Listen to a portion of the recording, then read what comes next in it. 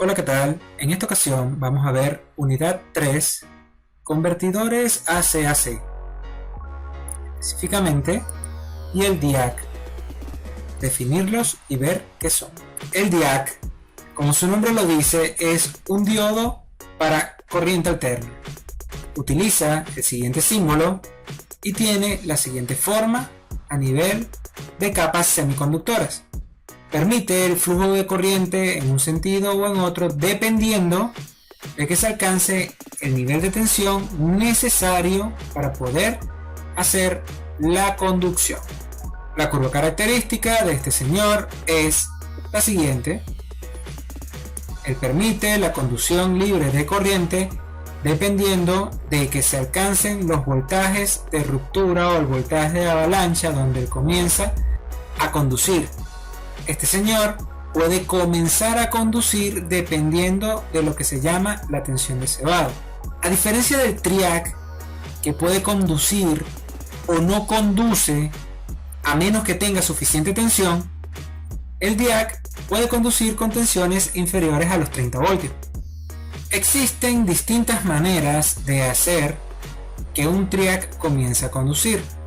Podemos ver que un TRIAC puede conducir por aumentar, como lo llaman acá, activación del tiristor mediante arreglo de resistencia en serie con la carga. Tenemos un potenciómetro con una resistencia mínima de protección que se encargan de pasar corriente directo hacia el TRIAC para que entre en conducción.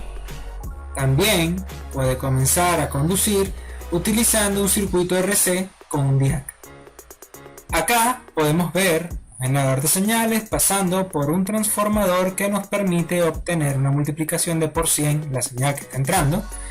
Este señor tiene 12 voltios pico pico a 60 Hz. Primero observemos, gracias a este circuito, el valor de la tensión de alimentación. La podemos ver claramente en la señal amarilla, una señal de aproximadamente 140 voltios, 174 voltios. Ahora desplacemos el punto de tierra para poder observar la gráfica de la corriente y la gráfica de la tensión en la carga. De amarillo vamos a tener la tensión en la carga y de azul vamos a tener la tensión en la resistencia de un ohmio que nos va a dar la posibilidad de obtener la corriente en el circuito. Vean cómo se distorsiona la tensión en los puntos donde hay rectificación y podemos ver que pasa el pico negativo completo y el pico positivo está truncado. A medida que comenzamos a variar el potenciómetro, que actualmente podemos ver acá que tiene 3 kiloohmios y 1 kiloohmio como resistencia de protección para un circuito que está conformado por una resistencia de 10 ohmios, 0,001 henrios y un ohmio para poder representar la corriente. A medida que comenzamos a mover el valor del potenciómetro, podemos ver cómo comienza a truncar mayor cantidad de la señal y comienza a generar mayor distorsión en los puntos de truncamiento de la misma. Y podemos ver cómo la forma de la corriente está invertida porque la referencia está invertida. Por tanto, para no tenerla invertida vamos a invertir el canal, así sí. Y aquí podemos ver el comportamiento de la corriente con respecto a la tensión en este circuito. Nótese que en el momento que la rectificación supera, o que en el momento que el truncado de la señal supera más o menos la mitad de la señal, la misma deja de funcionar correctamente, haciendo disparos erráticos no deseados. Y ahí, en este punto hemos disminuido la potencia a 0,76 kVA, 0,80 kVA. Si permitimos el paso casi completo de la señal, Tendríamos una potencia de 1,2 kVA. Estamos hablando de aproximadamente 33% de la señal. Una vez visto el funcionamiento de este circuito, pasemos a observar el funcionamiento del segundo circuito, que es donde colocamos el control con un circuito RC con DIAC. En este circuito, a diferencia del anterior, tenemos un condensador de 1 microfaradio, el potenciómetro lo hemos cambiado por uno de 20K, seguimos teniendo una resistencia en serie de 1K, la carga está dispuesta de la misma forma y el triac está dispuesto de la misma forma. Cambia el punto de conexión, que en lugar de ir conectado entre el triac y la carga, por el lado que no está cerca de la gatilla, va conectado al otro lado de la carga. En otras palabras, el triac o el circuito del triac está conectado técnicamente en paralelo a la carga. De antemano podemos ver que este circuito, a diferencia del anterior, consume menos corriente en los elementos de control. ¿Por qué? Porque los elementos son de mayor valor. Mientras que el otro lo teníamos que controlar con un potenciómetro de 3K para ver su movimiento completo, este lo podemos controlar con un potenciómetro de 20K y podemos llegar aproximadamente al 40% de su valor, o sea 10K, antes de que el dispositivo se apague. Adicionalmente a eso podemos ver otra pequeña bondad, que es que el margen de apagado también se amplía un poco, no mucho, pero sí un poco, donde llegamos a estar, vamos a colocar el trigger un poco más alto para que no vibre tanto la imagen, donde llegamos a estar 45%, por lo menos acá en este punto estamos 47% del valor del potenciómetro sumado en serie a la resistencia de 1K, y nos permite tener una disminución de la potencia de 0.70 kVA. Hay menos consumo en los elementos pasivos, aunque siga habiendo distorsión en el voltaje. La corriente se ve más disminuida por momentos en la parte que se está rectificando, que se está truncando, y nos permite realizar un control bastante estable también. Vean que al 50%, en vez de irse todo el valor de la rectificación, o sea, todo el valor de la tensión, en vez de caerse todo el control como pasaría normalmente con el circuito anterior, en este caso permite ir un poco más allá del punto medio del pico positivo, y el pico negativo sigue pasando sin progresar. Las curvas son realmente parecidas, el funcionamiento de ambos controles son realmente parecidos. Hemos visto directamente el comportamiento con carga RL, pero ahora veamos cómo se comporta cuando la carga es netamente resistiva. Veámoslo de esta manera. Hemos amplificado la señal de corriente para poder observar el comportamiento de la corriente, y vean que se comporta exactamente igual a la tensión cuando el circuito es netamente resistivo.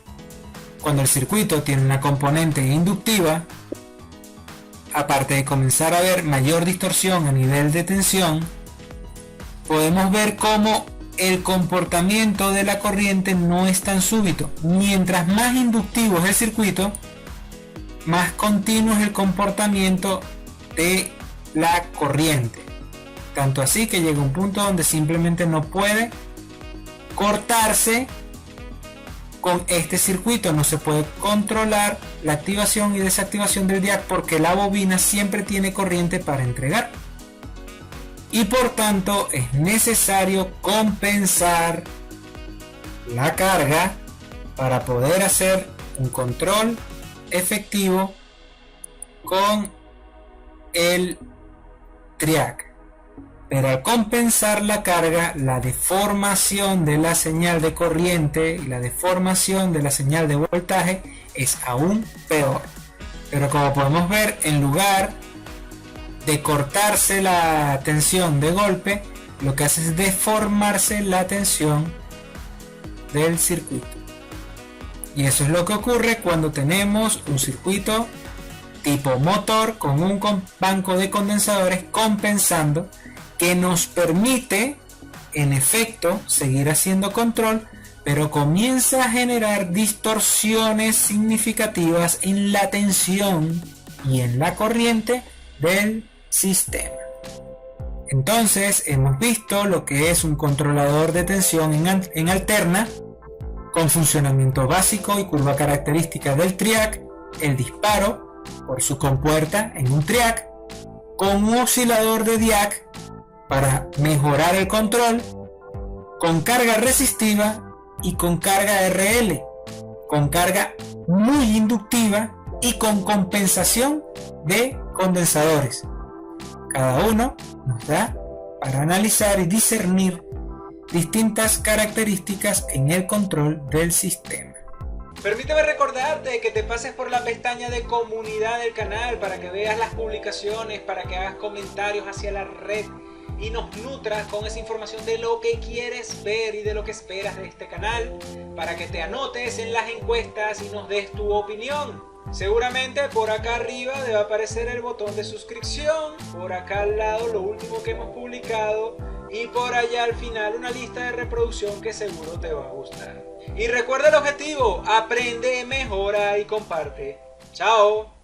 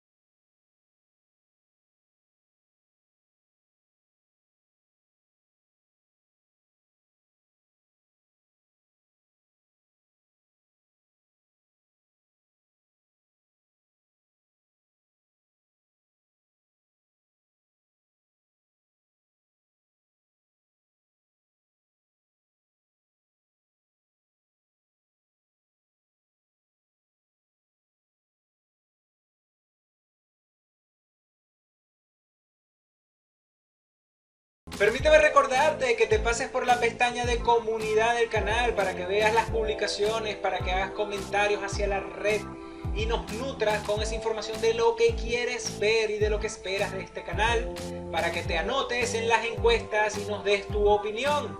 Seguramente por acá arriba debe aparecer el botón de suscripción, por acá al lado lo último que hemos publicado y por allá al final una lista de reproducción que seguro te va a gustar. Y recuerda el objetivo: aprende, mejora y comparte. ¡Chao!